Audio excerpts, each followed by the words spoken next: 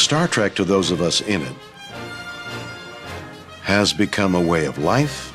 I'm very proud of Star Trek. I think it was an amazing piece of entertainment. When I got this part, people said to me, you know, Star Trek is going to be in your life now for your whole life. The special effects and things that were done in that movie, to this day, you know, that ship, you know, flying in, seeing it in its dry dock and the things that they were just breathtaking. It's hard to remember now that Star Trek was legendary then, but in a different way. There were only the episodes of the TV series.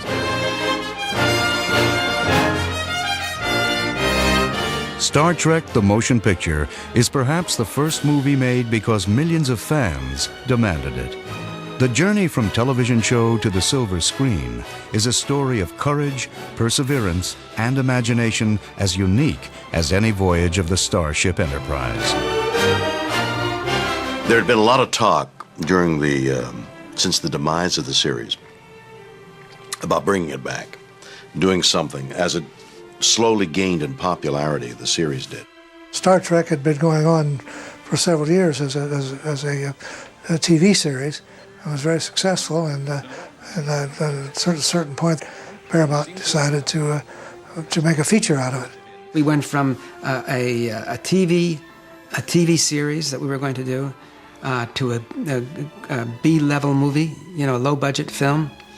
And then with the sudden explosion of Star Wars and the success that had, Paramount people started looking at each other and saying, well, what do we have like that? And what do we have that we can exploit like Star Wars?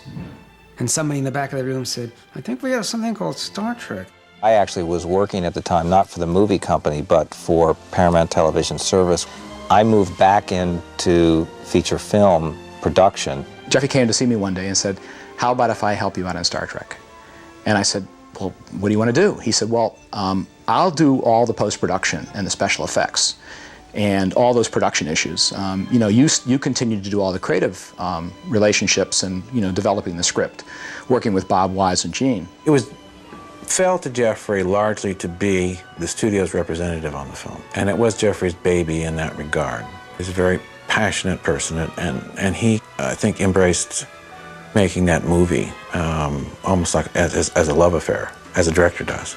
My job was to sort of corral everybody and, you know, supervise the development and you know, try and get a team put together to make the movie. But putting together that team was not as easy as it appeared. Leonard, DeForest, and me, we had a really intimate bond that would not have been there had it not been for Star Trek. I was shocked that Leonard didn't want to be in it. They wanted everybody, all the originals back. One of the problems we had was with Leonard Nimoy, who says he's never going to put these ears on again, you know. So the first script that we had on it, that they say to me, didn't have the Nimoy character in it. To relaunch Star Trek and not, you know, have Leonard Nimoy is to buy a car and not have wheels. It just seemed impossible and illogical. We had to go to see him and talk to him about it and convince him it was the thing to do. I was, I guess, sort of given the mission of trying to at least open the doors or make the first approach to it. And the only thing that I, you know, remember in the details is being in a restaurant in New York City on my knees begging. I offer my services as science officer. So the only one that that I was involved in terms of casting was Steve Collins to play Decker. Every young actor in Hollywood had been up for the film and had really been dying to get it. And I think it really helped me get the part because I walked in for the meeting and, you know, it was just a part to me. I mean, I was much more interested in meeting Robert Wise than I was in the thought of doing Star Trek. I think I made a test of Steve and decided he was the best one to play Decker and be in the film. I read for Bob, and by the time I got home, they'd made an offer. It was lightning fast, and I think we were shooting within 10 days. Hello, Ilea. Dick. Persis Khambatta had already been cast for the role before I came on it. Stephen Collins and Persis Khambatta, I thought, were wonderful in the picture. And, you know, the two of them kind of stood in contrast to the original cast. Persis was very, very sweet, obviously incredibly beautiful, a very gentle person who I think was a little overwhelmed by Hollywood. One of the big emotional times when we had to take her over to makeup and get her hair all taken off, because she was bald in the film. And it was very emotional. She was almost crying as this lovely black hair was chopped off, and she was finally scraped down into having her bald head. She had to come in every morning, and it took about an hour and a half to 2 hours to make up her head, because all that skin had to be made up. Plus they had to shave it back, and she was always patient, always just a real pro about that very difficult process. With casting complete, the challenge of bringing Star Trek to life as a motion picture fell to the brilliant director Robert Wise. Bob is the kind of director that works subtly, doesn't say, now here's what I want you to do. He generally allows you to find it because he has worked on the script long enough to get the script good enough that it becomes actor-proof. The opportunity to work with Robert Wise will always remain a high point in my career. I think what Bob brings to a film is that he inspires people to do their best work they possibly can do. I'd say the word savior would be the word I would kind of comes to mind. Bob, who came with, just extraordinary credentials and, and expertise, is what really made it into a movie. With a reunited cast, led by a visionary director, almost everything was in place, and spirits were high as production commenced.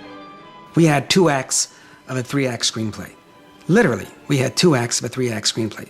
In order to make the release date that they wanted at the end of the year, we had to start shooting on the film before we had a final script all the way through.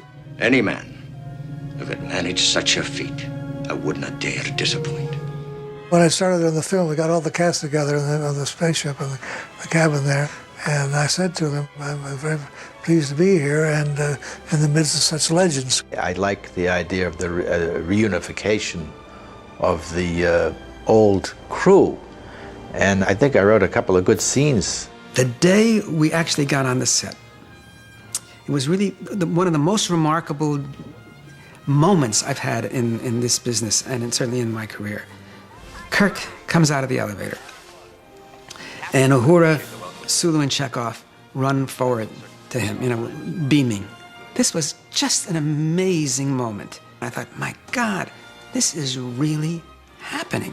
If you look at Star Trek the Motion Picture, you see that each one of the actors is given his moment as he comes back in. Why, it's Mr. Spock. And that was something that was deeply, deeply important to Gene. I always felt like I was playing with somebody else's bat, ball, and glove in someone else's neighborhood, because Star Trek was theirs, and I was this sort of invader. And some of that really helped in terms of the part I played. And because I was supposed to be this outsider who they had to have along on the trip because Decker knew the ship now better than Kirk did. Stop competing with me, Decker. Permission to speak freely, sir? Granted. Sir, you haven't logged a single star hour in 2.5 years. That, plus your unfamiliarity with the ship's redesign, in my opinion, sir, seriously jeopardizes this mission. I trust you will nursemaid me through these difficulties, mister? Yes, sir, I'll do that. Many of the people involved with it had a long history with the project from the TV show and had certain conceptions of who their characters were and what their various roles should be in the film. Leonard is very imaginative, very creative, and I had had my hand in writing at that point. And so we were in on some of the story meetings. The actors all had their own idea. They've been playing these roles for so long that they'd read the pages as they came up and say, well, I wouldn't say this, or I'd say that.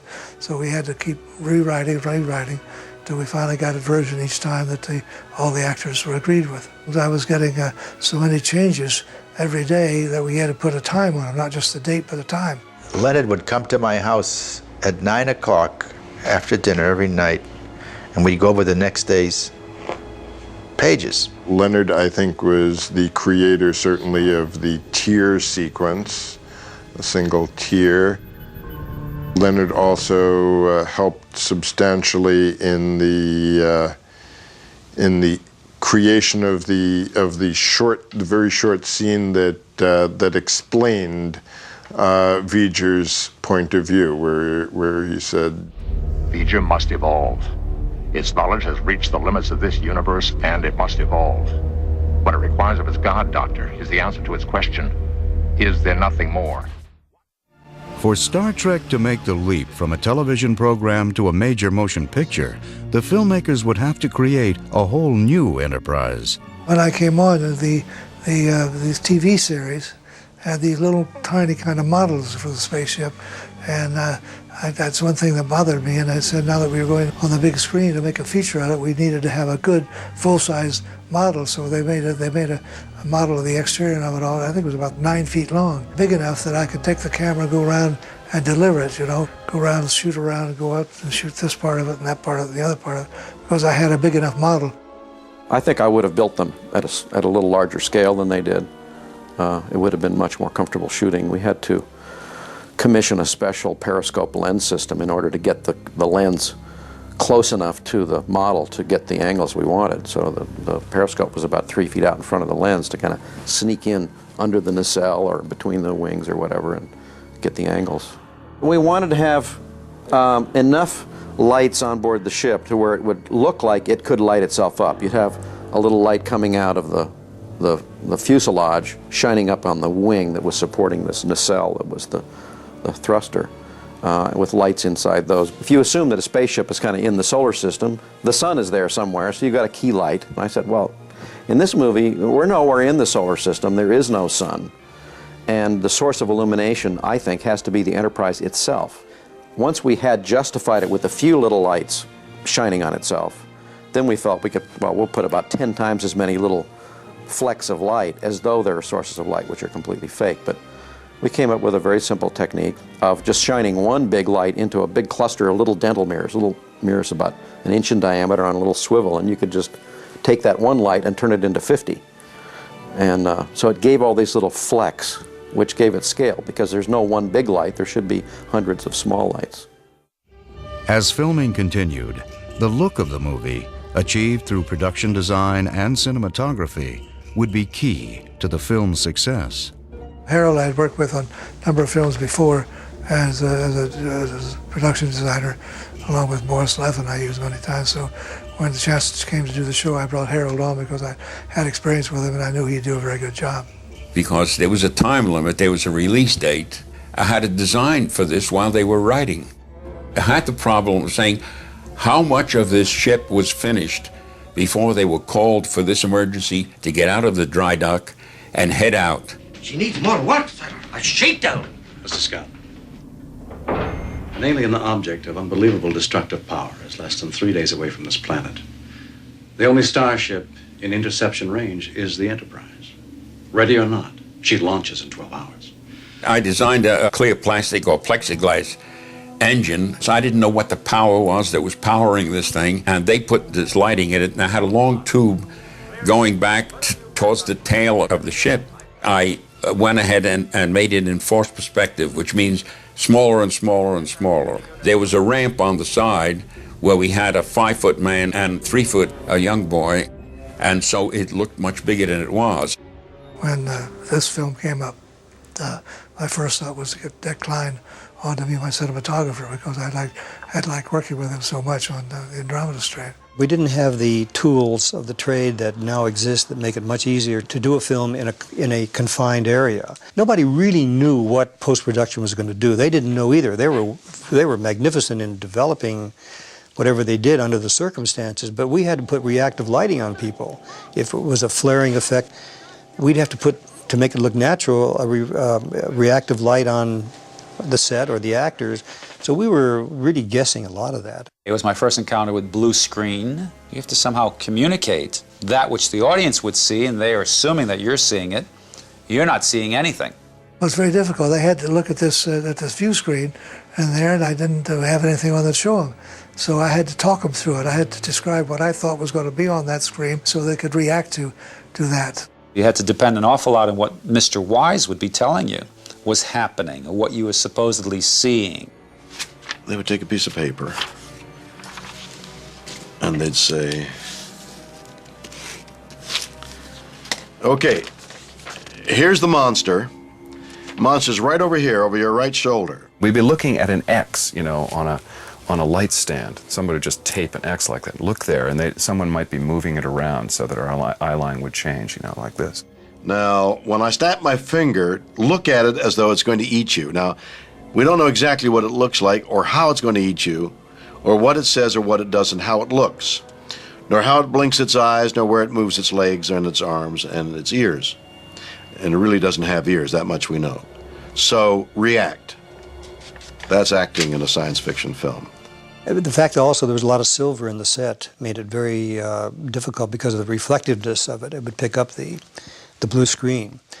And so that's why we would have a lock-off, shoot the actors in front of the blue screen, and then turn off the blue screen so that Doug Trumbull and his group could now, I guess you call it rotoscoping in this case, where you could actually now frame out the bleed, if there was a bleed, of the blue screen coming through. V'ger itself was a challenge, too, because it didn't have a lot of life to it. It really was a static object.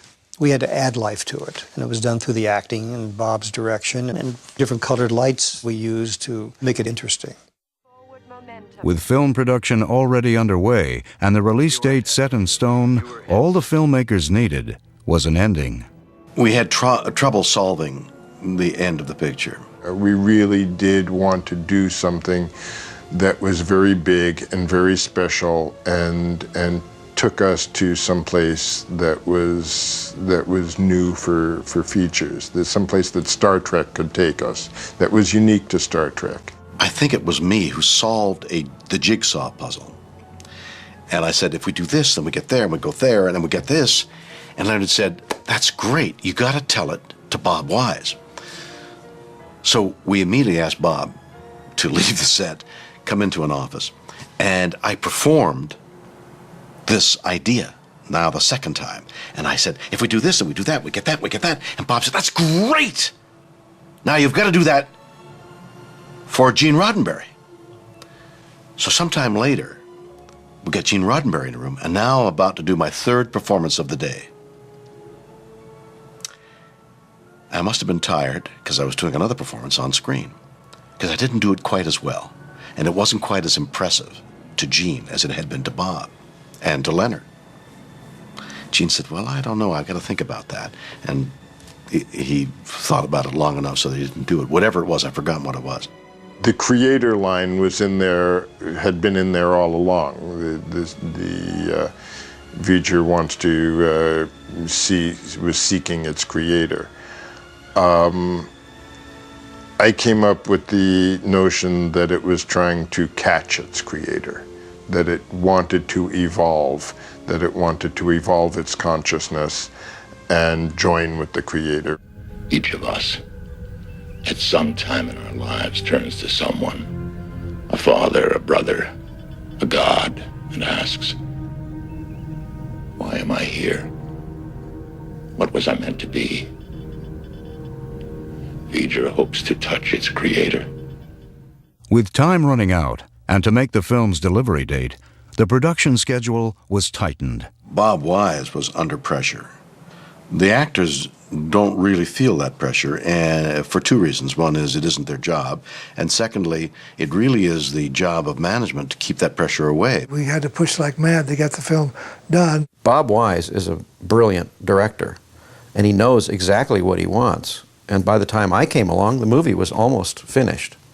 The bulk of main unit shooting had been completed, and even a lot of shooting on effects sequences had been performed, kind of waiting for post-production. Somebody finally sat down, I think it was me, with Jeffrey Katzenberg and Lindsley Parsons and said, there's only 280 working days left if we work Saturdays and Sundays, and there's 525 shots. What do we do? There was nothing to cut to. There was no way to get out of it because he expected the shots to be there. The actors had reacted to a blue screen, and so it was, imagine, if you will, on the screen, something happening and then react to it. So we had all these great reactions, people swallowing a lot or blinking their eyes in awe. So he lined up his actors, he did all his reverses and his coverage and dialogue and everything, and you cut to the viewport or whatever the shot was, and boy, it better be there or you were in deep trouble. We did the whole V'ger cloud sequence going through the cloud, which is one of the most beautiful sequences I've ever worked on, and a woman named Alison Yerksa and a whole team of animators did that whole sequence of multi-plane exposures of airbrushed artwork. Each level was like only an inch apart from the other level, and a different shape and a different shape and a different shape, which would create these very complex, convoluted corridors of light. Nobody knew what the heck this cloud was supposed to look like. It was defined in the script in words, but there was really no definition, no illustration that showed specifically what it was going to look like. It's easy to say cloud in a screenplay, but when you got to actually execute it, it can't be just a cloud. It has to be something special. The next leg of the journey could not be completed until Robert Wise recruited the right composer, Academy Award winner Jerry Goldsmith. When we got to doing the score, Jerry Goldsmith, who had done a marvelous score for me on Sampa, was going to do the score. It's so exciting. You hear music come alive with an orchestra, a big orchestra on a scoring stage, and everybody gets thrilled and excited and all that. And Bob was mildly, and he smiled. And I listened to the first couple of pieces, and it didn't seem quite right to me. It seemed like I got visions of sailing ships somehow. The scene of the flying up to the Enterprise was a big bombastic piece, and we all thought it was so wonderful. And finished the sessions, and I'm patting myself on the back, and everybody's patting, it's great and all that. And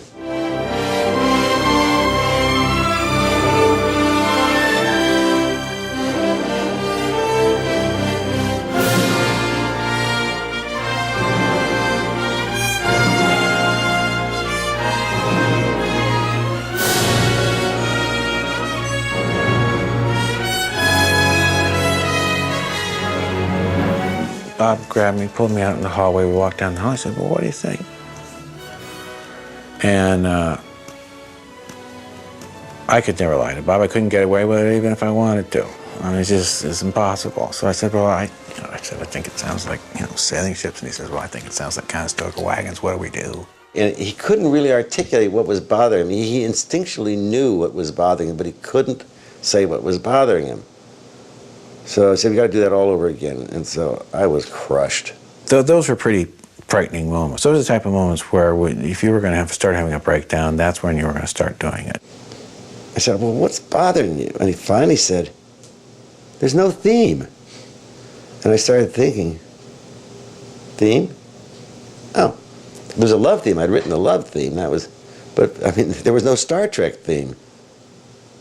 And I said, "Oh." Yeah, when we took a little break and Jerry went away, and while we were doing some more work on the film, and then he came back with his revised score. He'd come over to the house. He had a bad day of the special effects, and he says, "I've had a really bad day today." He says, "Nothing's working right. I hope you got good news for me." So I remember the head of the music department at Fox, at Paramount, was there then. And we had rehearsed this, and I had two pianos in the living room, and we played it for him on the two pianos.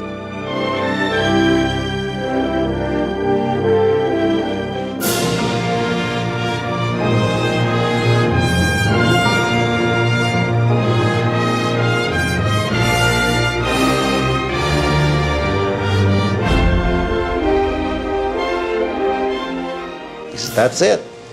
It was like, why didn't you come up with that in the first place? With principal photography completed, production executive Jeffrey Katzenberg had to oversee the completion of the film itself, a process that would take everyone right down to the wire. That's true. He was a big help on the film. He was fairly new out here.